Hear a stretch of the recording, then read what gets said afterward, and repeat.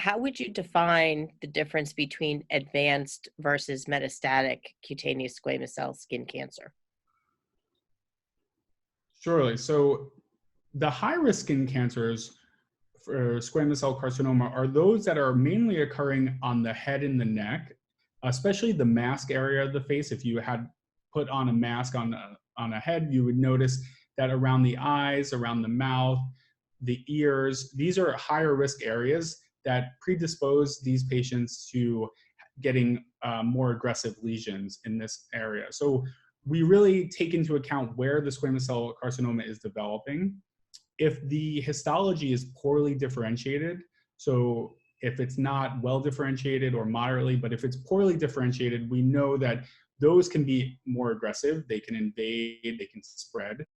If a recurrent tumor that has been already treated and now has come back, that's at a higher risk for spreading.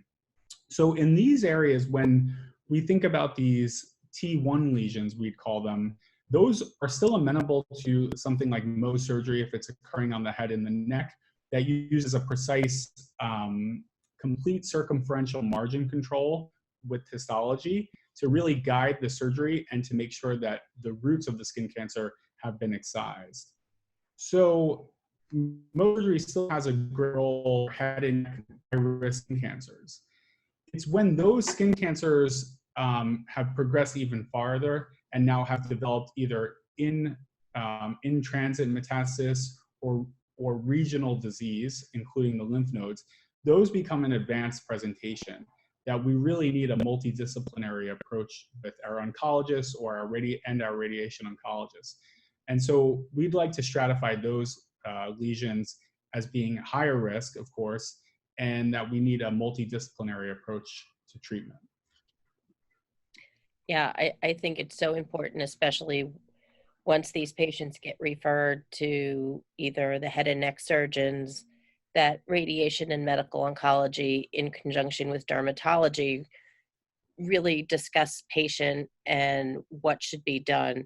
Because I think with the onset of these new therapies like immunotherapy, many of these lesions can be treated without patients having a very disfiguring or aggressive type of surgery, or even used as now is the big buzzword is neoadjuvant therapy. So using systemic therapy prior to a surgical resection, essentially to make the surgery less invasive or less aggressive, I think is really something that really needs to be a multidisciplinary discussion.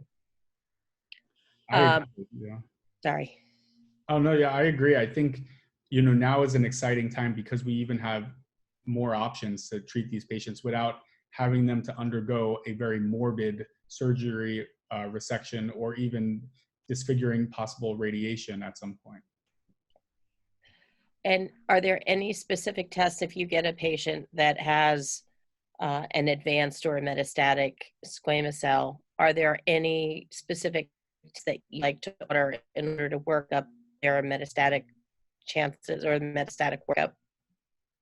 Surely. So we know in the high-risk squamous cell carcinomas, there's about a 5% risk of metastasis. So in-transit or regional node metastasis are the most common. And then, of course, there's the risk of distant metastasis as well.